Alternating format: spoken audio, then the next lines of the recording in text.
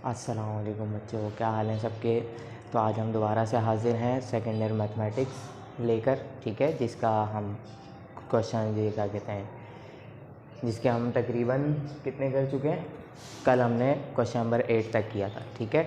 तो आज हम क्या करने जा रहे हैं, क्वेश्चन नंबर 9 स्टार्ट करने जा रहे हैं, ठीक है। मैंने क्वेश्चन नंबर 8 का बताया था कि एक कोई पार्ट आप कर लिएगा, बाकी कोई मसला नहीं है, वो इतने बड़े सवाल हैं वो पेपर में नहीं आएंगे, ठीक है। तो आज हम क्वेश्चन नंबर 9 करने जा रहे हैं, उसी से रिलेटेड है, सेंट्रॉइड से, ठीक है। लास्ट क्लास में हमने सेंट्रॉइड का फॉर्मूला देखा था, उसी से रिलेटेड है। ये रहा क्वेश्चन नंबर 9, मैंने काम की चीज़ें लिख ली हैं, ठीक है। तो अब हम चलते हैं, इसका क्वेश्चन पढ़ते हैं। क्वेश्चन आपको साइड में नज़र आ रहा होगा, क्वेश्चन में पढ़ता हूँ। कह रहे हैं the centroid of a triangle whose two vertices are 2,4 and 3,-4, जो कि मैंने लिख लिए यहाँ पे, ठीक है। इज़ फाउंड टू बी, क्या पाया गया, फाउंड टू बी मतलब पाया गया, क्या होगा वो, सेंट्रॉइड 3,1। इन्होंने सेंट्रॉइड का नाम शुरू में लिया, लेकिन आगे चल के उसकी वैल्यू दी है 3,1, यानी जो लास्ट पॉइंट आपको नज़र आ रहा है 3,1 वाला, वो है आपका सेंट्रॉइड, ठीक है। फिर कह रहे हैं फाइंड द थर्ड वर्टेक्स, उस ट्राइंगल का तीसरा वर्टेक्स फाइंड करें, ठीक है। तो जो कि मैंने क्या सपोज कर लिया है, सी सपोज कर लिया है, और x, y उसको वैल्यूज़ दे दी हैं, ठीक है। तो अब हम इसे सॉल्व करते हैं। सेंट्रॉइड का फॉर्मूला आप सबको याद होगा, मैं फिर भी यहाँ पे डायग्राम बना देता हूँ, एक A, B और C, ठीक है। क्या था कि लाइन सामने से आती हुई बिल्कुल मिड पॉइंट पे कट करनी चाहिए, यहाँ से जाती हुई मिड पॉइंट पे कट करनी चाहिए, और यहाँ से भी मिड पॉइंट पे कट करनी चाहिए। तो ये वाला जो पॉइंट है जहाँ पे ये तीनों लाइंस कट कर रही हैं, ये क्या है, सेंट्रॉइड है, ठीक है। और ये हमें प्रोवाइड कर दिया गया है, जिसे मैंने G से डिनोट किया है, ठीक है। A हमारे पास मौजूद है, B भी मौजूद है, C हमें क्या करना है, फाइंड करना है, ठीक है। बहुत आसान है, सेंट्रॉइड का फॉर्मूला याद होगा आपको, बिल्कुल मिड पॉइंट से मैच करता है। हम क्या लिखेंगे, अकॉर्डिंग टू सेंट्रॉइड। सॉल्व करते हैं इसे, देखते हैं क्या हो रहा है। सेंट्रॉइड का क्या था फॉर्मूला, G से डिनोट कर रहे हैं हम इसको, x, y is equal to x1, x2, x3 upon 3। फिर क्या था, y1, y2 और फिर y3 अपॉन 3। निकालते हैं इसका आंसर, ठीक है। तीनों वर्टेक्स रखने किस चीज़ के, x1, x2, x3, y1, y2, y3, ये कौन सी वैल्यूज़ हैं, ये वर्टिसेस की वैल्यूज़ हैं। इनको सॉल्व करके क्या आता है हमारे पास, G यानी कि सेंट्रॉइड आता है। तो सेंट्रॉइड हमें पहले से प्रोवाइड है 3,1, तो मैं यहाँ x और y की जगह पे क्या रख दूंगा, 3,1। x1, x2, x3 हमारे क्या होंगे, A, B और C की वैल्यूज़। A का पहला 2, फिर x2 कहाँ से आ जाएगा, B से यानी 3, और x3 हम कहाँ से ले लेंगे, C वाले से, जिसे हमने क्या नाम दिया, x, अपॉन में आ जाएगा 3, comma y1 is 4, y2 is -4 and y3 is y, ठीक है, जिसे हमने सपोज किया हुआ, अपॉन 3। ये हो गया हमारा क्वेश्चन सॉल्व होने की तरफ गामजन। 2 + 3 कितना आ जाएगा, 5 और प्लस x रहेगा अपॉन 3। अब देखिए 4 - 4 क्या हो जाएगा, कैंसिल हो जाएगा, यानी 0 हो गया, क्या बचेगा हमारे पास, सिर्फ y और अपॉन 3। देखें वैसे ही हो गया जैसा हमने मिड पॉइंट में यानी क्वेश्चन नंबर 4 में किया था, बिल्कुल देखें वैसे ही हो गया, ठीक है।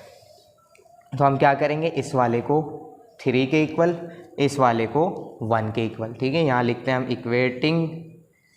इक्वेटिंग 3 किसके इक्वल हो जाएगा, 5 + x अपॉन 3 के, 3 यहाँ डिवाइड हो रहा है, इस तरफ आके मल्टीप्लाई, 3 3 ज़ा 9 और 5 + x, ठीक है। 5 यहाँ प्लस हो रहा है, इस तरफ आकर माइनस, तो मैं इसको यहाँ आगे ले चलता हूँ, -5 इज इक्वल टू x, तो x की वैल्यू क्या आ जाएगी आपके पास, 9 - 5 इज़ 4, ठीक है। फिर हमें चाहिए किसकी वैल्यू, y की वैल्यू, पहला हमने इक्वेट करा लिया, अब 1 किसके इक्वल हो जाएगा, y अपॉन 3 के, y अपॉन 3। मेरे पास जगह नहीं है तो मैं इस तरीके से कर रहा हूँ, आप नीचे नीचे लेके सकते हैं या 2 पार्ट बना के फिर सॉल्व कर सकते हैं, ठीक है। y अपॉन 3 बराबर हो गया 1 के, 3 यहाँ डिवाइड हो रहा है, इस तरफ आकर multiply, 3 × 1 = 3 is equal to y, तो y की वैल्यू क्या आ गई, 3। तो थर्ड वर्टेक्स क्या निकल के आया हमारे पास, यहाँ लिख देते हैं हम, द थर्ड वर्टेक्स इज, क्या होगा, C नाम दिया था हमने, x की जगह हम रख देंगे 4 और वाई की जगह क्या रख देंगे 3। That is your answer. है ना आसान, बिल्कुल इतने ही आसान था ये। इसको कॉपी करें, स्क्रीनशॉट लें, फिर हम चलते हैं इसके नेक्स्ट पार्ट पे। अब हम आ गए किस पे, देखें क्वेश्चन नंबर 10 है। काफ़ी मज़ेदार सवाल है, ठीक है, और ये पेपर में आने के बहुत ज़्यादा इसके चांसेस हैं। जितनी काम की चीज़ें थी मैंने लिख ली हैं, आपको नज़र आ रही होंगी, ठीक है। सवाल आपको साइड में नज़र आएगा, मैं यहाँ से पढ़ूँगा, आप साइड से देख लेंगे, ठीक है। इससे आपको बुक की भी ज़रूरत नहीं पड़ेगी, आप देख कर भी समझ सकते हैं, ठीक है। सवाल देखें, मैं पढ़ रहा हूँ, काफ़ी अच्छा सवाल है और इसको समझने वाला काम है इसमें। कह रहे कि A is 2/3 the way from 1,10 to -8,4, जिसे मैंने नाम दे दिया P और Q का, ठीक है। कह रहे हैं कि इन दोनों पॉइंट से बनने वाली लाइन पर एक पॉइंट है A और वो कहाँ पर मौजूद है, इस लाइन के 2/3 वाले पार्ट पे, यानी जहाँ 2/3 हो रहा है लाइन का वहाँ पर मौजूद है, ठीक है। फिर कह रहे हैं कि and B is the mid point of 0,-7, 6,-11, और कह रहे हैं कि ये जो दो पॉइंट है जिसे मैंने R और S नाम दिया, इस पर पॉइंट कह रहा हूँ, इन दोनों से बनने वाली लाइन पर एक पॉइंट आएगा जिसका नाम इन्होंने दिया है B, और वो कहाँ होगा, इस लाइन के बिल्कुल मिड पॉइंट पे। फिर कह रहे हैं कि जब आप ये दोनों पॉइंट्स फाइंड कर लेंगे तो क्या फाइंड करना है आपने, find the distance of AB। सही है, इस तरीके से लिखना, मतलब डिस्टेंस होता है ये, ठीक है। ये डिस्टेंस का सिंबल है कि ए बी से लाइन बन रही है और ये मॉड लगा देना, मतलब डिस्टेंस। तो ए बी बार शो कराता है लाइन को और ये मॉड वाले साइन शो कराते हैं डिस्टेंसेस को, ठीक है। तो हमें क्या फाइंड करना है, जब दोनों पॉइंट्स हम फाइंड कर लेंगे ए और बी, तो फिर हमें दोनों का क्या फाइंड करना है, डिस्टेंस फाइंड करना है, ठीक है। तो ये दो पॉइंट्स है, इस पे से पहले हम ए निकालेंगे, फिर इसमें से मिड पॉइंट निकालेंगे, फिर ये फाइंड करेंगे, ठीक है। तो अब मैं ये आपको समझाता हूँ डायग्राम से कि किस तरीके से इन्होंने बताया। देखें, ये मेरे पास एक लाइन है जिसमें P और Q से बन रही है, यानी ये वाली लाइन, ये वाले पॉइंट्स, ठीक है। अब इन्होंने क्या कहा है कि 2/3 पे वो पॉइंट मौजूद है, A पॉइंट, ठीक है। अब 2/3 हम कैसे करेंगे, 2/3 का मतलब ये है 2/3, यानी लाइन को इन्होंने कितने हिस्सों में डिवाइड किया है, 3 पार्ट्स में डिवाइड किया। देखें, ये जो अपॉन में वैल्यू आती है डिवीजन का नंबर होता है, ये इसी से हम डिवाइड करते हैं। तो इन्होंने इस लाइन को कितने हिस्सों में डिवाइड कर दिया है, 3 पार्ट्स में डिवाइड कर दिया। तो मैं लाइन को क्या करता हूँ, 3 पार्ट्स में ऐसे डिवाइड कर देता हूँ। देखें, ये फर्स्ट पार्ट, सेकंड और थर्ड, 3 हिस्सों में लाइन डिवाइड हो गई। फिर वो पॉइंट कहाँ मौजूद है, टूथ पार्ट पे मौजूद है। लाइन हमारी यहाँ से स्टार्ट हो रही है, ये फर्स्ट पार्ट, ये सेकंड पार्ट, तो पॉइंट कहाँ मौजूद है, यहाँ पर मौजूद है, ठीक है। अब ये ऐसा हमने क्यों किया, क्योंकि आपको याद होगा पॉइंट ऑफ डिवीजन कुछ हमें रेशो निकाल कर देता है, ठीक है। अब 2/3 से आने का मतलब लाइन को 3 हिस्सों में डिवाइड किया, मैंने बताया था कि पार्ट्स में डिवाइड कर देती है, पॉइंट आगे पार्ट्स में डिवाइड कर देता है। तो देखें, इस तरफ कितने पार्ट्स बचे हमारे पास, 2 पार्ट्स इस तरफ आए और 1 पार्ट इधर गया, ठीक है। तो ये हमारा रेशो हुआ, ये m1 की वैल्यू हो गई, और रेशो ये किसकी वैल्यू हो गई, m2 की वैल्यू हो गई, ठीक है। इस तरीके से ये करके हमने निकाला।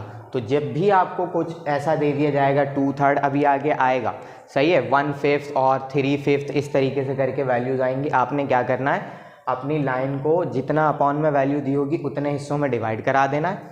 फिर ऊपर वाली जो वैल्यू, न्यूमरेटर वाली वैल्यू, उस जगह पे आपने जाकर क्या लगा देना है, पॉइंट लगा देना। फिर आप जितने हिस्से इस तरफ बचेंगे वो m1 की वैल्यू हो जाएगी, जितने हिस्से उस तरफ जाएंगे वो m2 की वैल्यू हो जाएगी, ठीक है। इस तरफ देखें 2 पार्ट्स बच रहे थे मेरे पास, तो मैंने m1 ले लिया, और उस तरफ कितने बच रहे हैं, 1 पार्ट बच रहा है, तो m1 कह दिया, सही है। तो इससे मुझे रेशो भी पता चल गया, कितना रेशो है मेरा, m1 रेशो, m2 है मेरा 2:1। अब मैं आसानी से अपना पॉइंट ऑफ डिवीजन का फॉर्मूला लगा के ये पॉइंट फाइंड कर सकता हूँ, सही है, क्योंकि ये पॉइंट बीच में आ रहा है, मतलब ये पॉइंट ऑफ डिवीजन है, ठीक है। तो हम फाइंड करते हैं, क्या लिखेंगे, 4a पॉइंट के लिए हम काम करेंगे according two point of division. क्या होगा पॉइंट ऑफ डिवीजन हमारा, करा देते हैं। ए नाम दिया तो हम ए ही नाम देते हैं इसको, x, y क्या था, m1 x2 plus m2 x1 upon m1 plus m2, ठीक है, कॉमा लगाएंगे, m1 y2 plus m2 y1 upon m1 plus m2, ठीक है। ये है हमारा पॉइंट ऑफ डिवीजन का फॉर्मूला, जिसकी मदद से हम क्या निकालेंगे, वैल्यू निकालेंगे किसकी, a की। फिर अभी हम b को भी देखेंगे। चलते हैं आगे, फाइंड करते हैं, वैल्यूज़ पुट कराते हैं, ठीक है। m1 कितना आया मेरे पास, डायग्राम के हिसाब से ये डायग्राम आपको बनानी पड़ेगी, ठीक है। m1 कितना आ गया, 2 आ गया, और x2 कितना आया मेरे पास, -8, सही है। p और q वाले की बात हो रही है, प्लस m2 कितना आ गया, यहाँ हम लिख देते हैं 4a ऑफ p2q, क्योंकि हमने नाम दिया हुआ है, डिस्टेंस मिटा देते हैं इस लाइन के लिए, सही है, इस लाइन पे आ रहा है। तो प्लस m2 कितना आ जाएगा मेरे पास 1, और x1 कितना आ जाएगा 1, ठीक है। m1 m2 प्लस करा देंगे 2 + 1, यहाँ जाते हैं, m1 की जगह 2 आ जाएगा, y2 की जगह क्या ले रहा हूँ मैं 4, सही है। फिर प्लस m2 1 है, और y1 की जगह आ जाएगा 10 अपॉन 2 + 1, ये आ जाएगा मेरा पॉइंट ऑफ डिवीजन पहला वाला, यानी a निकल आएगा मेरे पास। 2 8 ज़ा 16, माइनस का 1 1 ज़ा 1, और नीचे 3, फिर यहाँ पर आएंगे 3 2 4 ज़ा 8, और 1 10 ज़ा 10 अपॉन 3, प्लस कराएंगे हम, यहाँ माइनस होगा, यहाँ बचेगा -15/3, यहाँ आएगा 8 + 10 इज़ 18/3, कैंसिल कराएंगे, 3 1 ज़ा 3, 3 5 ज़ा 15, तो -5, 3 1 ज़ा 3, 3 6 ज़ा 18, 6, तो ये आ गया आपके पास a पॉइंट आ गया, ठीक है, -5, 6। इसको मैं यहाँ साइड में लिख लेता हूँ ताकि मैं भूलूँ ना, अगले दफ़ा जब सॉल्व करना हो, -5, 6, ठीक है। अब इसे मैं मिटाऊंगा और फिर मैं आपको b समझाऊंगा कि b कैसे निकलेगा। b तो आसान है, मिड पॉइंट पे आ रहा है, बस ये आपको याद रखना है कि किस तरीके से निकालना है, ठीक है। 2/3 कहा था, लाइन को 3 हिस्सों में डिवाइड किया, क्योंकि अपॉन में 3 आएगा, 3 हिस्सों में डिवाइड किया, उसके बाद पहला पार्ट दूसरा पार्ट, इसके एंड पे बिल्कुल मैंने पॉइंट लगा दी। अब देखिए यहाँ पर 2 पार्ट्स हो गए और वहाँ पर 1 पार्ट, इस तरीके से आपने रेशो निकाला और पॉइंट ऑफ डिवीजन से वो पॉइंट फाइंड कर लिया हमने, है ना, आसान बिल्कुल। अब इसका स्क्रीनशॉट लें, फिर हम चलते हैं बी फाइंड करने और फिर हम अपना फाइनल आंसर निकालेंगे। चलें, अब देखें क्या कर दिया मैंने, सारी चीज़ें मिटा दी। अब हम बी पॉइंट फाइंड करने जाएंगे, और बी कहाँ पर है, मिड पॉइंट पे है, किसके, इन दोनों के, ठीक है, बिल्कुल मिड पे। तो मैं इसी को लेते हुए लाइन बनाता हूँ। अब मैंने अपने पॉइंट्स को क्या नाम दिया, आर और एस नाम दिया, ठीक है, इससे मैंने लाइन बना दी। अब ये बिल्कुल कहाँ पर आ रहा है, मिड पे आ रहा है, यहाँ पर, सही है, तकरीबन मिड है ये, ठीक है, ये यहाँ पर आ रहा है। अब मिड पॉइंट का तो कोई इशू ही नहीं है, हमारे पास सिंपल सा फॉर्मूला है, x1 + x2/2, y1 + y2/2, वो निकल जाएगा। हमें एक्चुअल में क्या फाइंड करना है, अब देखें ये दोनों पॉइंट आ गए ना, तो इन दोनों को मिलाया जाएगा तो फिर से एक स्ट्रेट लाइन बनेगी। वो कह रहे हैं कि इन दोनों का डिस्टेंस फाइंड करना है आपने, असल में हमें ये फाइंड करना है, ठीक है। जो हमारा एक्चुअल आंसर आएगा, जो आपको बुक के पीछे आंसर मिलेगा, वो इस चीज़ का आंसर होगा A to B का। तो हमने A फाइंड कर लिया, अब हम चलेंगे किस पे, B फाइंड करने। कैसे होगा B फाइंड, अकॉर्डिंग टू, यहाँ लिख देंगे हम 4B ऑफ, किससे बन रही है लाइन, R2S से बन रही है, ठीक है, क्योंकि हमने नाम दिया हुआ है तो हम यहाँ पर भी शो कराएंगे। अकॉर्डिंग टू मिड पॉइंट लगा देते हैं। क्या था मिड पॉइंट का फॉर्मूला, बी नाम दिया, बी रखते हैं, x, y is equal to x1 + x2/2, फिर y1 + y2/2। सॉल्व करते हैं। x1 की जगह हम रखेंगे 0, क्योंकि r और s पे काम कर रहे हैं हम, और x2 की जगह रखेंगे 6 और /2। फिर y1 की जगह -7 और y2 की जगह क्या आ जाएगा, -11, तो यहाँ क्या हो जाएगा, ये -11/2, ठीक है। 0 किसी काम का नहीं है, 6/2 बचेगा, -7 -11 हो जाएंगे -18/2। कैंसिल कराएंगे, 2 1 ज़ा 2, 2 3 ज़ा 6, 2 1 ज़ा 2, 2 9 ज़ा 18, तो माइनस का 9 आ जाएगा। ये आ गया हमारे पास मिड पॉइंट x, y। आगे दोनों पॉइंट्स, अब हम क्या कर देंगे, डिस्टेंस फाइंड करने को कहा है, हम डिस्टेंस फार्मूला लगाएंगे और आंसर निकाल देंगे। यहीं करा देता हूँ मैं, ठीक है। Now 4 A to B distance. ठीक है, क्या था डिस्टेंस फॉर्मूला, डायरेक्ट हम ए टू बी कर देते हैं, इसको डी लिखने की ज़रूरत नहीं है। फॉर्मूला आसान सा, x2 minus x1 whole square plus y2 minus y1 whole square. ठीक है, होल स्क्वायर का फॉर्मूला आ जाएगा। यहाँ पर लगाते हैं हम वैल्यूज़, कौन कौन सी यूज़ करनी है, ए और बी। ए देखे मैंने यहाँ पर लिखा हुआ है, आपके पास मौजूद होगा, और ये रहा बी। ठीक है, x2 माइनस x1, तो b को हम x2 बनाते हैं, तो x2 की जगह आ जाएगा 3, और x1 कहाँ से निकालूंगा मैं, यहाँ से, तो minus minus plus 5 whole square हो जाएगा। फिर y2 मेरा b से आएगा -9, फिर y1 मेरा क्या आ जाएगा 6, तो माइनस का 6 होल स्क्वायर। ठीक है, सॉल्व करेंगे हम इसे, 3 + 5 इज़ 8 स्क्वायर, प्लस माइनस का माइनस माइनस प्लस होते हैं, 9 और 6 कितने हो जाएंगे, 15 का होल स्क्वायर। ठीक है, तो 8 का स्क्वायर होता है आपके पास 64, प्लस माइनस स्क्वायर की वजह से क्या हो जाएगा, प्लस हो जाएगा, और 15 का स्क्वायर होता है 225। दोनों को ऐड कराएंगे, ये कुछ हो जाएगा मेरे ख्याल से 225 प्लस 64 ऐड कराएंगे तो 5 और 4 9, 2 6 8 और 2, तो 289 हो गया ये। ठीक है, 289 आ गया। अब ये आई थिंक 384 होता है 18 का रूट, हाँ, तो ये हो जाएगा आपका 17 आंसर आ जाएगा। जब इसका रूट आप निकालेंगे तो आंसर क्या आ जाएगा, 17 आ जाएगा।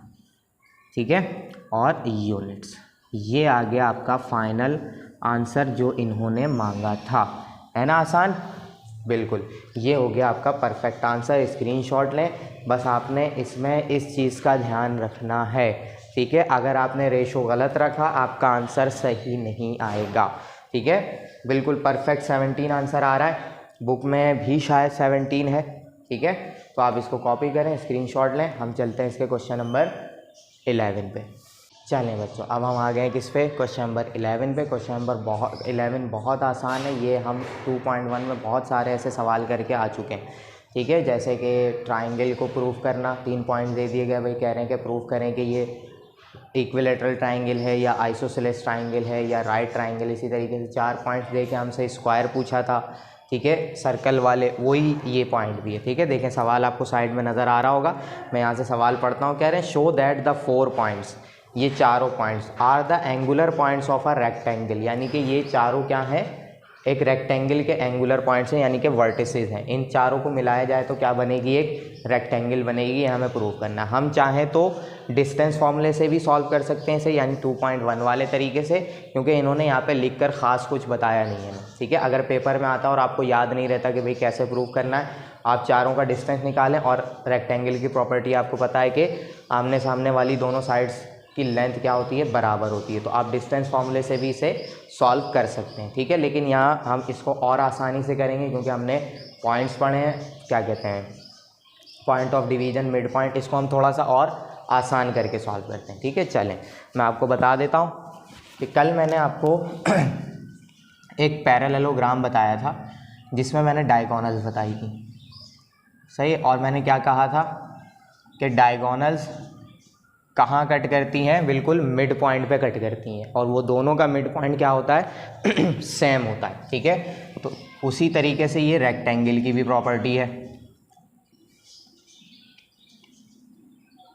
उसी तरीके से रेक्टेंगल की भी प्रॉपर्टी है। रेक्टेंगल में भी डायगोनल्स बनती हैं, और जहाँ ये कट करते हैं ये दोनों का क्या होता है, मिड पॉइंट होता है। ठीक है, ये दोनों का क्या होता है, मिड पॉइंट होता है। आप देखें चारों पॉइंट्स हमारे पास मौजूद हैं, ये मैंने डी लिखना था, मैंने बी लिख दिया। देखें ए टू सी मौजूद है, ए टू सी के डायगोनल का मैं मिड पॉइंट निकालूंगा, जो भी आंसर आएगा वही बी टू डी के डायगोनल का भी आंसर आना, डायगोनल के मिड पॉइंट का आंसर आना चाहिए। मतलब दोनों मिड पॉइंट क्या होने चाहिए, सेम होने चाहिए। ठीक है, तो हम क्या लिखेंगे, यहाँ थोड़ा सा इन्हें लिखकर हम समझा देते हैं। According to the property of rectangle that the diagonals of the rectangle has same, has नहीं have same mid points, have same mid points when where they intersect, where they intersect, जहाँ पे वो कट करते हैं वो mid point होता है और दोनों का क्या होता है, सेम होता है। तो हम A to C का मिड पॉइंट निकालेंगे और B to D का मिड पॉइंट निकालेंगे, हमारा आंसर आ जाएगा। तो हम क्या करते हैं, फॉर मिड पॉइंट ऑफ, पहले हम किसके लिए निकाल लेते हैं, A to C के लिए निकाल लेते हैं, सही है, मिड पॉइंट। तो इसको हम क्या नाम देते हैं, इसको हम नाम दे देते हैं P का ही नाम दे देते हैं, x, y, ठीक है, x1 x2 अपॉन 2, फिर y1 y2 अपॉन 2, ठीक है। x1 की जगह हम क्या रखने वाले हैं, पहले A to C पे काम कर रहे हैं तो A to C पे काम करेंगे, 0 और 8, सही है, x1 x2, अब y1 और y2 करेंगे, यानी कि y1 इज़ -1 और y2 इज़ +5 अपॉन 2, 8 अपॉन 2 हो जाएगा, माइनस कराएंगे 4 अपॉन 2 बचेगा, कैंसिल करा देंगे तो 2 1 ज़ा 2, 2 2 ज़ा 4, सॉरी 2 4 ज़ा 8, 2 1 ज़ा 2, 2 2 ज़ा 4, तो क्या आएगा आंसर 4, 2, ये मिड पॉइंट आ गया हमारा x, y, सही है। ये A to C वाले डायगोनल का मिड पॉइंट आ गया। अब यही सेम मिड पॉइंट मैं किसके लिए निकालूंगा, बिल्कुल सेम इसी तरीके से B to D के लिए, और दोनों का आंसर क्या आना चाहिए, यही आना चाहिए, जो ये आया वही दूसरे वाले का भी होना चाहिए। तो इसको हम यहाँ करते हैं,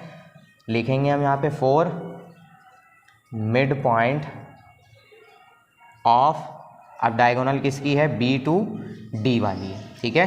तो मिड पॉइंट का लगाएंगे, इसको भी हम P ही नाम देते क्योंकि ये बराबर ही हैं दोनों, x1 x2 अपॉन 2, फिर y1 plus y2 upon 2, solve करा देते हैं। x1 की जगह क्या आ जाएगा, B और D के लिए काम कर रहे हैं तो B का x है 4 और D का भी x है 4 अपॉन 2, फिर y1 है B का -3 प्लस y2 है 7, चलते हैं आगे, 4 + 4 इज़ 8 अपॉन 2, और यहाँ बचेगा 3, 7 - 3 इज़ 4 अपॉन 2, कैंसिल कराएंगे 2 1 ज़ा 2, 2 4 ज़ा 8, 2 1 ज़ा 2, 2 2 ज़ा 4, ये आ गया 4, 2, आगे इसका मिड पॉइंट भी,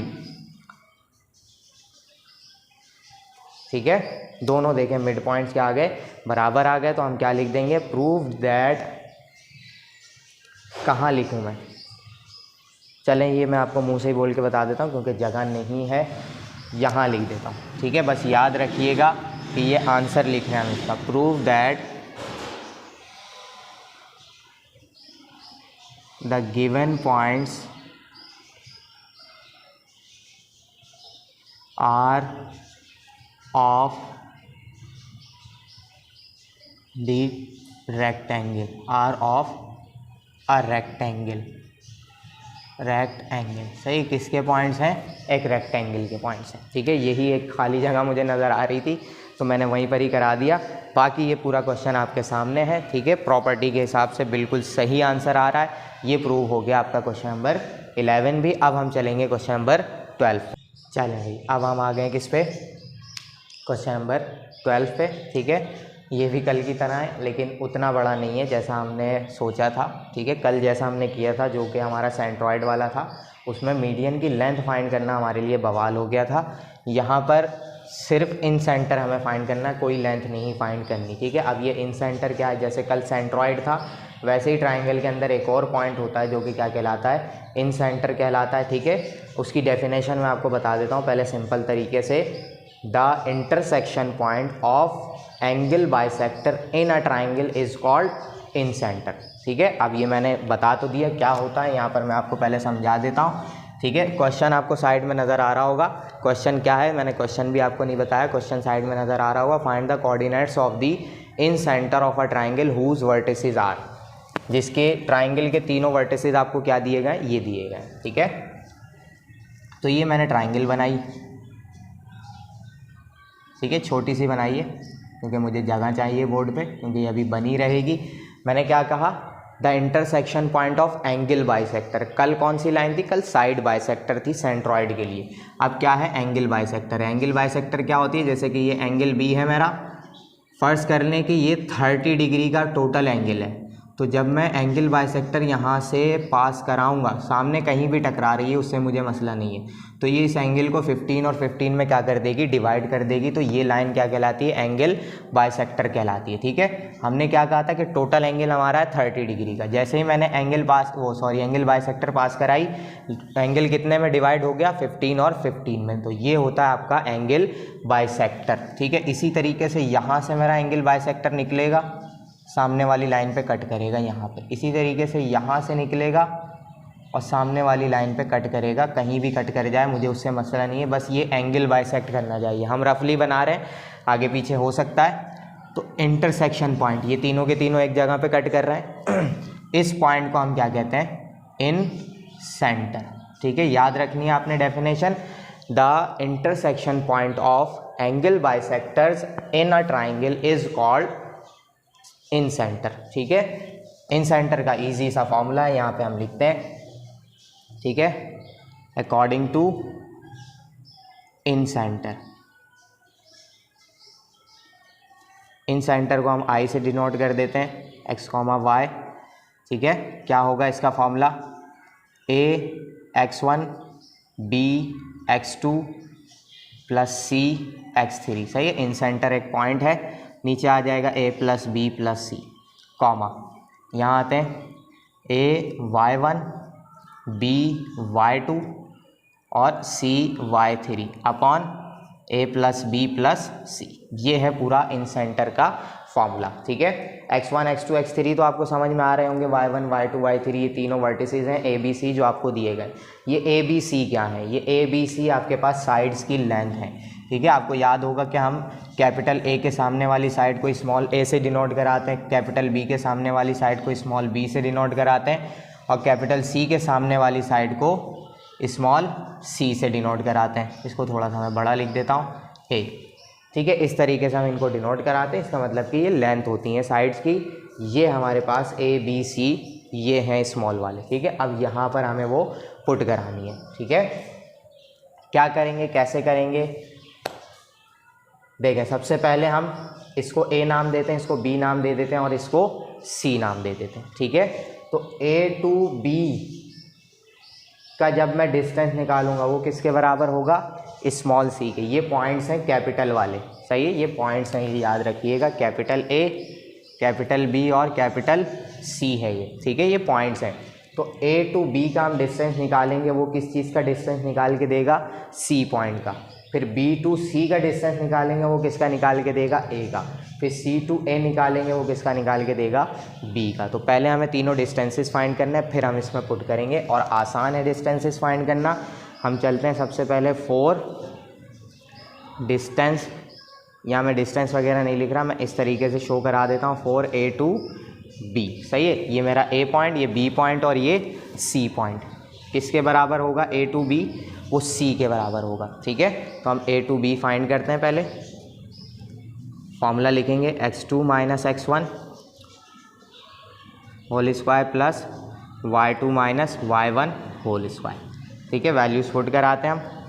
A टू B पे काम कर रहे हैं, यानी इस पे, तो x2 और x1 8 minus 2 whole square plus फिर y2 और y1 2 माइनस 8 होल स्क्वायर। ठीक है, आंसर क्या आएगा? 8 माइनस 2 बचेगा हमारे पास 6 square plus 2 minus 8 is minus 6 square. कोई फ़र्क नहीं पड़ता माइनस से, क्योंकि स्क्वायर है। 6 स्क्वायर आ जाएगा आपके पास 36 प्लस 6 का स्क्वायर भी क्या हो जाएगा? 36, और इससे कोई फ़र्क नहीं पड़ता, माइनस साइन क्या हो जाता है स्क्वायर की वजह से प्लस। तो यहाँ आ जाएगा क्या आ जाएगा? 72। सही है, अब 72 का हमें रूट निकालना है। रूट वैसे निकलता नहीं है, आप कैलकुलेटर में, अगर आपके पास ओरिजिनल साइंटिफिक कैलकुलेटर है, ये छोटा वाला नहीं, ठीक है, अगर आपके पास अच्छा वाला कैलकुलेटर है तो आप उसमें वैल्यू रखेंगे, वो आपको ब्रेक हुई हुई वैल्यू भी निकाल के दे देगा। ठीक है, तो आपने क्या करना है? इसे ब्रेक करना है। कैसे ब्रेक करना है? जितने बड़े नंबर से आप इसको मल्टीप्लिकेशन इसकी सोच सकते हैं, सोचें, लेकिन वो नंबर क्या होना चाहिए? ऐसा नंबर होना चाहिए जिसका रूट निकल जाए। तो मैं अगर यहाँ पे सोचता हूँ तो मेरे पास आता है 36 मल्टीप्लाई बाई 2। 36 टू ज़ा क्या बनेगा 72 और 36 का रूट निकल जाता है, क्या निकलता है रूट 6 आ जाएगा, ठीक है। और 1 मिनट, 36 का रूट आ जाएगा 6 और रूट में क्या रह जाएगा 2। ये आ गया आपके पास A टू B का डिस्टेंस, जो कि किसके बराबर होता है C के बराबर होता है, ठीक है। ये पहला डिस्टेंस मेरा फाइंड हो गया। इसी तरीके से दूसरा करेंगे, इसी तरीके से तीसरा करेंगे। आपने इसका स्क्रीनशॉट ले लिया होगा, ठीक है, नहीं लिया तो अभी ले लें। हम चलते हैं यहाँ पर और इसे सॉल्व करें। अब हम चलते हैं किस पे, इसके दूसरे डिस्टेंस पे, ठीक है। देखिए हमने A टू B का डिस्टेंस निकाला तो हमें क्या मिला है C मिल गया। अब हम किसका निकालेंगे B टू C का निकालेंगे तो क्या मिलेगा हमें स्मॉल a मिलेगा, ठीक है। चलते हैं हम इसके लिए। फॉर B टू C वो किसके बराबर होगा A के बराबर होगा, तो निकाल लेते हैं हम B टू C, ठीक है। अंडर रूट फार्मूला हमने यहाँ पर लिखा हुआ है, बार बार फार्मूला लिखने की कोई ज़रूरत नहीं है, आप एक ही फार्मूला करते जा रहे हैं। तो x2 minus x1 y2 minus y1 याद है आपको, आप वहाँ से वैल्यूज़ उठाएं और इसमें पुट करें।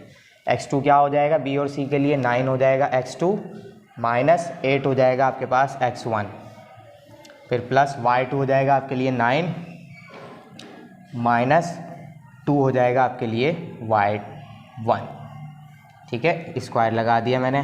9 minus 8 is 1 square plus 9 minus 2 is 7 square. Easy है बिल्कुल, 1 का स्क्वायर आपको पता है 1 आता है, और क्या कहते हैं 7 स्क्वायर इज़ 49, तो 1 प्लस 49 इज़ 50। अब देखिए 50 का भी रूट आपके पास नहीं आता, तो मैं इसे भी क्या करूँगा ब्रेक करूँगा उसी तरीके से, ठीक है। बड़े से बड़े ऐसे नंबर से मल्टीपल सोचना है कि 25 और 2 जिसका रूट निकल जाए। तो 25 आपका क्या है रूटेबल है, यानी रूट निकल जाएगा इसका। तो 25 का रूट आ जाएगा 5 और रूट में क्या आ जाएगा सिर्फ अंडर रूट 2। तो ये आ गया B टू C जो कि किसके बराबर है आपका स्मॉल a के बराबर। मिल गए दो डिस्टेंस। अब तीसरा डिस्टेंस निकालेंगे हम, ठीक है। ये दोनों वैल्यूज़ मैं अलग से लिखता हूँ, आप इसका स्क्रीनशॉट लें, जब तक हम आगे चलते हैं मिटाना पड़ेगा मुझे। चलें अब हम चलते हैं किसके लिए, इसके तीसरे डिस्टेंस के लिए, जो कि क्या होगा A टू C या C टू A एक ही बात है। तो उससे अब हमें क्या मिलेगा B मिल जाएगा स्मॉल वाला, ठीक है। तो लगाते हैं हम डायरेक्ट, फार्मूला आपके पास मौजूद है। फॉर A टू C कर देता हूँ मैं, ठीक है, जो कि किसके बराबर होगा स्मॉल b के। फार्मूला लगा हुआ है पहले से, बार बार फार्मूला लिखने की ज़रूरत नहीं है, आप वैल्यूज़ पुट करें। a और c का काम है तो इसको मैं बाद में लिखा हुआ है मैंने, तो इसको x2 बना लेता हूँ, x2 y2, और इसे हम x1 y1 बनाते हैं। तो x2 वहाँ से मिलेगा 9, x1 यहाँ से मिलेगा 2 होल स्क्वायर, y2 यहाँ से मिलेगा 9, y1 यहाँ से मिलेगा 2 होल स्क्वायर, ठीक है। 9 माइनस 2, सॉरी यहाँ से क्यों रख दिया मैंने, 9 माइनस ए पे चल रहे हैं ना, तो 8 आएगा, ठीक है। 9 minus 2 is 7 square, 9 minus 8 is 1 square, तो 7 square is 49, 1 square is 1, plus कराएंगे वही 50 आएगा, ठीक है। और ब्रेक करेंगे तो 25 मल्टीप्लाई बाय 2, तो 25 का रूट क्या आ जाएगा 5 आ जाएगा रूट, ठीक है। और रूट में आ जाएगा सिर्फ और सिर्फ 2, तो B टू C कह रहा हूँ। A टू C आपका डिस्टेंस क्या आ रहा है, जिसे हमने नाम दिया AB का, जो कि हमारे लिए B बन रहा है 5/√2, ठीक है। तीनों डिस्टेंसेस आ गए। अब हम इसको क्या करेंगे अपने फॉर्मूले में पुट करेंगे और आंसर निकाल लेंगे, ठीक है। चलिए नाउ द इन सेंटर, ठीक है। इन सेंटर क्या हो जाएगा देख लेते हैं। क्या रखा था हमने formula, I x, y is equal to A x1 B x2 C x3 upon A plus B plus C। फिर नीचे आ जाती, सॉरी नीचे कह रहा हूँ, इस तरफ आ जाते हैं A y1 B y2 C y3 A plus B plus C। ये हमने कर दिया क्लोज, ठीक है। अब वैल्यूज़ रख लेते हैं क्योंकि सारी वैल्यूज़ अब हमारे पास मौजूद हैं। A और B मैंने यहाँ लिखे हुए हैं, A और C यहाँ लिखे हुए हैं, B ये रहा, x1 x2 y1 y2 yx क्या था ये भूल जाता हूँ मैं, इसके इतने सारे नाम है ना, x1 y1 x2 y2 x3 y3 सारे मौजूद हैं, ठीक है। तो सबसे पहले हम a पुट करेंगे। a कितना है हमारे पास 5√2 और x1 हम यहाँ से रखेंगे जो कि क्या है 2 प्लस b क्या है हमारे पास, b हमने निकाला, b भी हमारा 5√2 है और x2 कितना हो जाएगा हमारे लिए 8, ठीक है। फिर c और मेरे पास ना इसमें जगह कम पड़ेगी, मैं काम करता हूँ इसको थोड़ा सा पीछे करके लिखता हूँ वरना मुश्किल होगी, ठीक है। एक काम करते हैं इसको यहाँ से लिख लेते हैं इसको। तो a की जगह आएगा भाई 5√2 ब्रैकेट में रखा हुआ है मैंने और x1 है हमारा 2 प्लस b की जगह आ जाएगा 5√2 और x2 हो जाएगा हमारे लिए 8, फिर प्लस c की जगह आ जाएगा 6√2 और x3 हो जाएगा हमारे लिए 9, ठीक है। फिर नीचे a b और फिर c, ठीक है। यहाँ आ जाते हैं, सारी वैल्यूज ऐसे ही पुट करेंगे हम, कॉमा लगा हुआ है 5√2, y1 कितना हो जाएगा 8, फिर 5√2 b है और y2 कितना हो जाएगा 2, फिर 6√2, थोड़ी वैल्यूज छोटी लिख रहा हूँ मैं, छोटी चलें नहीं लिखता हूँ मैं छोटी, इसको मैं थोड़ा सा नीचे शिफ्ट कर लूँगा। 6√2 के साथ मल्टीप्लाई होगा क्या चीज़ y3 हो जाएगा 9, ठीक है। एडजस्ट करिएगा थोड़ा सा क्योंकि जगह कम थी, मैंने थोड़ा सा नीचे करके लिख दिया। नीचे क्या क्या आ जाएगा 5√2 और प्लस में क्या आ जाएगा 6√2, हो गए सारे हमारे पास। चलो अब हम इसका आंसर निकालते हैं, देखते हैं क्या क्या बन रहा है। मल्टीप्लाई कराते हैं पहले इन दोनों को, 2 5 ज़ा 10√2 हो जाएगा, फिर प्लस 8 5 ज़ा 40√2 हो जाएगा, ठीक है। अंदर मल्टीप्लाई मत करा दिएगा, रूट से बाहर ही मल्टीप्लाई होंगे क्योंकि सिर्फ एक वैल्यू हमारे पास रूट वाली है, बाकी नंबर्स अलग अलग हैं। तो जो मल्टीप्लाई हो रहे हैं सिर्फ नंबर्स मल्टीप्लाई होंगे, रूट वाली वैल्यू नहीं मल्टीप्लाई होगी, वो ऐसे ही रहेगी। फिर प्लस लगाएंगे हम 9 6 ज़ा 54, 6 9 ज़ा या 9 6 ज़ा 54√2। नीचे देखें अब सारे √2 है ना, तो 5√2 5√2 और 6√2, तो जितने रूट वाले का ये क्या कहते हैं रेडिकल्स कहते हैं हम इसको, सही है। और हम अपनी सिंपल लैंग्वेज में क्या कहते हैं रूट वाली वैल्यूज़, ठीक है। तो हम क्या कर सकते हैं, रूट वाली वैल्यूज़ को प्लस कराने या माइनस कराने का एक रूल है कि रूट में तमाम वैल्यूज़ क्या होनी चाहिए सेम होनी चाहिए। तो यहाँ पर भी हमारे पास क्या है सारी वैल्यूज़ सेम है, तो हम सबको क्या करा लेंगे प्लस करा लेंगे। 5 और 5 10 और 6 कितने हो जाएंगे 16√2 हो जाएंगी, ठीक है। ये पॉइंट है, ये चल रहा है इसी तरीके से। यहाँ आएंगे तो ये भी होगा 8 5 ज़ा 40√2 प्लस 2 5 ज़ा 10√2, यहाँ आएंगे तो 9 6 ज़ा 54√2 अपॉन, यहाँ भी सारे ऐसे ही प्लस होंगे क्योंकि सारे सेम है, तो ये कितना हो जाएगा 16√2। ये पॉइंट था ऐसे ही आ गया, ठीक है। अब देखें ऊपर भी सब प्लस हो रहा है ना, 10 और 5 हो जाएंगे 15 कह रहा हूँ, 10 और 40 हो जाएंगे 50 और उसके साथ 54 वाला प्लस होगा तो कितने √2 हो जाएंगे 104√2 अपॉन 16√2, ठीक है। यहाँ आ जाते हैं कॉमा, 40 10 50 हो जाएंगे और ये 54 प्लस कराएंगे तो 104√2 अपॉन 16√2। आंसर निकालते हैं, देखिए √2 से √2 कैंसिल, ये कैंसिल होगा किससे 4 से हो जाएगा ये, ठीक है। 4 4 ज़ा 16, उसके बाद 4 2 ज़ा 8, 2 बचेगा इसको देंगे 4 6 ज़ा 24, ये 2 से भी जाएगा, ये आई थिंक 8 से कैंसिल हो जाएगा, बिल्कुल सही, ठीक है। हाँ 8 से हो जाएगा, 8 2 ज़ा 16, 8 1 ज़ा 8, 2 बचेगा इसको देंगे 8 3 ज़ा 24, रूट से रूट कैंसिल, 8 2 ज़ा 16, 8 1 ज़ा 8, 2 बचेगा इसको देंगे 8 3 ज़ा 24। तो क्या आंसर आ गया आपके पास पॉइंट का, यानी इन सेंटर क्या बन गया x, y is equal to 13/2। देखें 2 बच रहा है, यहाँ पर भी क्या आंसर आ जाएगा 13/2। ये हो गया आपका आंसर, है ना। इजी बिल्कुल। बस 3 डिस्टेंसेस हमें फाइंड करने तो रख के सॉल्व करना था। अब क्योंकि वैल्यूज़ इतनी ज़्यादा थी इस वजह से थोड़ा सा जो है बड़ा आपको लग रहा होगा, लेकिन इतना बड़ा है नहीं। जब आप रख के सॉल्व करेंगे तो बहुत ही आसानी से सॉल्व हो जाएगा। ये हो गया हमारा क्वेश्चन नंबर 12 का पार्ट 1 सॉल्व। ठीक है, अब एक मैंने करा दिया, एक आपने करना होगा। सही है, ट्रायल है, नहीं होता मुझे बताएंगे आप लोग। ठीक है, मैं करवा दूंगा, इसमें कोई इशू नहीं है। ठीक है, लेकिन शर्त ये है कि आप ट्रायल लें। ठीक है, फिर इसका पार्ट 2 जब आप सॉल्व करने बैठेंगे कोई इशू ही नहीं होगा। और पार्ट 2 इससे ज़्यादा आसान है, उसमें ज़ीरो भी मौजूद हैं और ये रूट वाली वैल्यूज़ नहीं बचेंगी। ठीक है, आसान से नंबर्स आएंगे, वो सॉल्व हो जाएंगे। वो सॉल्व करें। हम चलते हैं इसके क्वेश्चन नंबर 13 पर। तो अब हम आ गए किस पे, क्वेश्चन नंबर 13 पे। बहुत ही आसान सा सवाल है। सवाल मैं पढ़ रहा हूँ, आपको साइड में नज़र आ रहा होगा। देखें कह रहे हैं find the ratio in which Y axis divides the join. कौन से ज्वाइन को, ए और बी नाम मैंने दिया है। सही है, पॉइंट्स आपको दिए गए हैं। Also find the coordinates of the point of division. कह रहे हैं कि पहले तो रेशो बताएं कि किस पार्ट में डिवाइड हो रही है ये लाइन।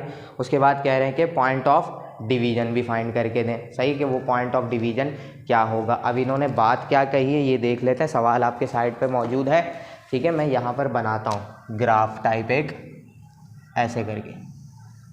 ठीक है, ये आपका एक्स एक्सिस है, ये वाई एक्सिस है। ठीक है, अब ये लाइन कहीं आ रही होगी इस तरीके से। ए पॉइंट होगा कुछ यहाँ पर। ठीक है, और ये वाला पॉइंट होगा कुछ यहाँ पर, ऐसे होगा ये इस तरीके से लाइन बन गई है। ठीक है, ये ए है मेरा और ये बी है। ये वही दोनों पॉइंट्स है जिनसे लाइन बन रही है। अब देखेंगे एक्स एक्सिस से गुजरी ना यहाँ से, तो ये है एक्स एक्सिस का पॉइंट ऑफ डिवीजन, क्योंकि ये एक्स एक्सिस की वजह से क्या हो गई, डिवाइड हो गई। तो जितना पार्ट्स ए की तरफ रह गया वो m1 है, जितना पार्ट्स बी की तरफ चला गया वो क्या है, m2 है। ये हमें फाइंड करके बताना है।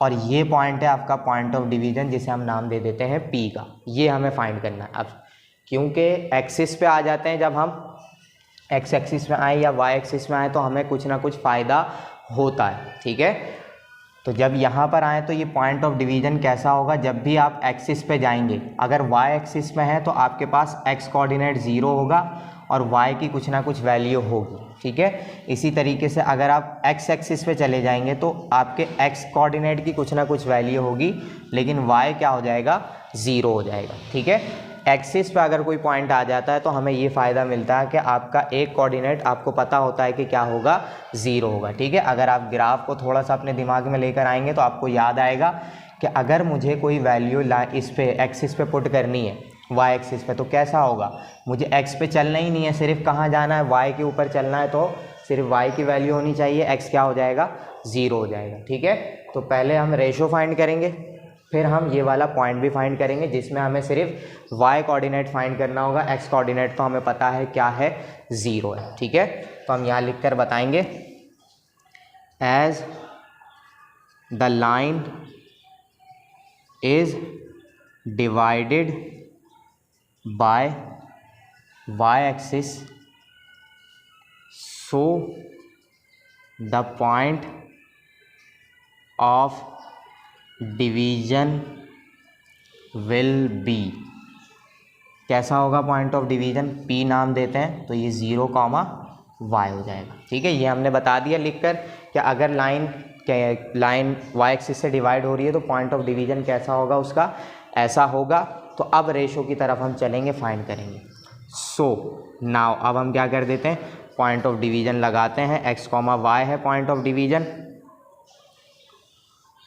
क्या था formula, m1 x2 plus m2 y1 m1 plus m2। सही, ये m1 m2 हमें फाइंड करना है, मौजूद नहीं है हमारे पास। ठीक है, फिर क्या होगा, m1 y1 क्यों रख दिया मैंने, x1 ना, m1 y2 और m2 y1 upon m1 plus m2। सही, ये हमारा फॉर्मूला था, याद होगा आपको। अब पॉइंट ऑफ डिवीजन हमें मालूम है, 0, y नहीं है तो y को हम y ही रहने देंगे। m1 मुझे फाइंड करना है, x2 की वैल्यू मेरे पास मौजूद है, क्या हो जाएगी 8 हो जाएगी। m2 फाइंड करना है, m2 को छोड़ देंगे, x1 क्या आ जाएगा मेरे पास -5 आ जाएगा, ठीक है, अपॉन m1 प्लस m2 ऐसे ही रहेगा। यहाँ आ जाते हैं, m1 की जगह m1 ही रहने देंगे, y2 की जगह क्या आ जाएगा, y2 की जगह आ जाएगा 6, ठीक है, प्लस m2 को ऐसे ही छोड़ देंगे और y1 की जगह क्या आ जाएगा 3। रख दी सारी वैल्यूज़ हमने, ये m1 प्लस m2 हमारा ऐसे ही चलेगा, ठीक है। सॉल्व करते हैं हम इसे, एक स्टेप और कर लेते हैं फिर हम आंसर निकालेंगे। मल्टीप्लाई कराएंगे तो 8m1 हो जाएगा, माइनस प्लस माइनस 5m2 हो जाएगा, नीचे क्या आएगा m1 plus m2 comma 6m1 plus 3m2 upon m1 plus m2, ठीक है। ये इतना हमने सॉल्व कर दिया। यहाँ कौन सा पॉइंट चल रहा है 0, y, ठीक है। यहाँ तक स्क्रीनशॉट लें, जगह नहीं है मेरे पास, फिर हम चलेंगे इसके आगे। ऊपर वाली चीज़ें मैं मिटाऊंगा, मैं मार्कर भी चेंज करता हूँ, ठीक है, इंक ख़त्म हो रही है।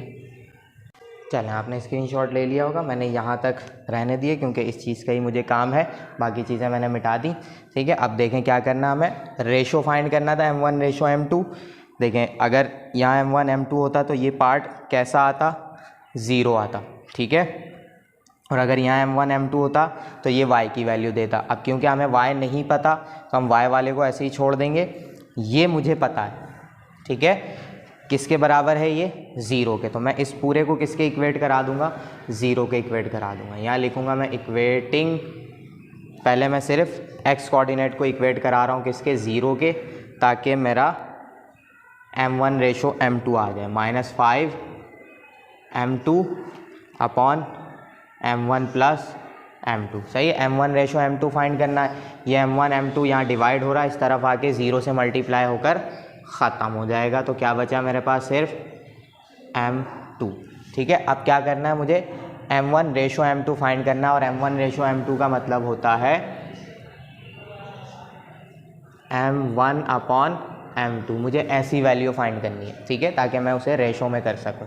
अब देखें ये यहाँ पर क्या हो रहा है माइनस हो रहा है, इस तरफ भेज के मैं इसे ले आता हूँ, प्लस कर देता हूँ, तो ये 8m1 और ये 5m2 क्या हो जाएगा प्लस में हो जाएगा, ठीक है। अब मुझे क्या बनाना है m1 अपॉन m2 बनाना है, तो ये m2 यहाँ पर मल्टीप्लाई हो रहा है, इस तरफ भेजेंगे m2 m1 से डिवाइड हो जाएगा, और 8 यहाँ m1 के साथ मल्टीप्लाई हो रहा है, इस तरफ भेजूंगा तो डिवाइड हो जाएगा, यानी कि वही काम के क्रॉस मल्टीप्लिकेशन हम करा रहे हैं, और ये m2 आके यहाँ डिवाइड हो जाएगा, करा दिया हमने। ये m2 यहाँ मल्टीप्लाई हो रहा था, इस तरफ आके डिवाइड हो गया, 8 यहाँ मल्टीप्लाई हो रहा था, इस तरफ आकर डिवाइड हो गया, ये आ गया आपका m1 रेशो m2 किसके बराबर होगा 5 रेशो 8 के बराबर होगा। आ गया आपका रेशो, ठीक है, एक आंसर आपका आ गया। अब हम किसका आंसर निकालेंगे, इन्होंने कहा था कि also find the point of division. अब पॉइंट ऑफ डिवीजन का एक कोऑर्डिनेट हमें मालूम है x कोऑर्डिनेट मालूम है हमें, वो क्या है 0, सिर्फ हमें कौन सा कोऑर्डिनेट मालूम करना है y कोऑर्डिनेट मालूम करना है, ठीक है। हम यहाँ लिखेंगे for y coordinate of point of division, ठीक है, क्योंकि हमें x कोऑर्डिनेट पहले से पता है कि वो 0 है। तो अब मैं इस वाले को इसके इक्वेट कराऊंगा कि y मेरा किसके बराबर होगा, इस वाले कोऑर्डिनेट के बराबर होगा 6m1 plus 3m2 upon m1 plus m2, सही है। ये बाद में हम क्यों फाइंड कर रहे हैं, क्योंकि हमारे पास m1 m2 नहीं था, अभी हमने m1 m2 निकाला है 5 और 8, तो m1 की जगह 5 आ जाएगा और m2 की जगह 8 आ जाएगा। ये आ गया 5, यहाँ से मैंने रख दिया 5 और 8 रख दूंगा किसकी जगह m2 की जगह, नीचे भी आ जाएगा 5 प्लस 8। सॉल्व करेंगे 6 5 ज़ा 30 प्लस 3 8 ज़ा, ये हो जाएगा 3 8 ज़ा 24 अपॉन 5 और 8 हो गए हमारे पास 8 और 5 13, ठीक है। यहाँ कर देते हैं हम, क्या आएगा कोऑर्डिनेट हमारा 30 और 20 हो जाएंगे 50 और ये हो गए 54 और 13। सही है। क्या 13 के टेबल में 54 आता है? नहीं आता, तो आपका y कोऑर्डिनेट क्या हो जाएगा 54/13। यही आ गया आपका आंसर। सही है। तो पॉइंट ऑफ डिवीजन क्या बनेगा? Point of division P x, y था। x कोऑर्डिनेट क्या था 0, y कोऑर्डिनेट आया आपके पास 54/13 और ये हो गया आपका फाइनल आंसर। ठीक है, सारी वैल्यूज़ आ गई, ये आ गया आपका पूरा का पूरा आंसर और क्वेश्चन हो गया कम्प्लीटली सॉल्व। ठीक है, अब आज हमने 13 क्वेश्चंस कर लिए। ठीक है, स्क्रीनशॉट आपने ले लिया होगा, अभी मैं बोर्ड से इसी वजह से हटा था। स्क्रीनशॉट आपने ले लिया होगा या नहीं लिया तो रिवाइंड करके ले लिएगा। ठीक है, 13 क्वेश्चन आज हमने कर लिए। अब कल हम जो क्लास रखेंगे उसमें हम बाकी के क्वेश्चन भी करेंगे। कोशिश कर रहा हूँ जल्दी जल्दी से मैं कराता रहूँ। ठीक है, जैसे ही मुझे टाइम मिल रहा है मैं कोशिश कर रहा हूँ कि मैं वीडियोज़ अपलोड करता रहूँ रिकॉर्ड करके। ठीक है, और आप लोगों से थोड़ी सी गुजारिश यही है कि सपोर्ट करें। ठीक है, चैनल को सब्सक्राइब करवाएं लोगों से भी और दूसरे अपने दोस्तों को भी बताएं। आपने, मुझे यकीन है कि जो लोग देख रहे हैं सब लाजमी सब्सक्राइब किया होगा। ठीक है, और लाइक शेयर भी करें। फिर मिलते हैं इंशाल्लाह नेक्स्ट क्लास में। अल्लाह हाफिज़।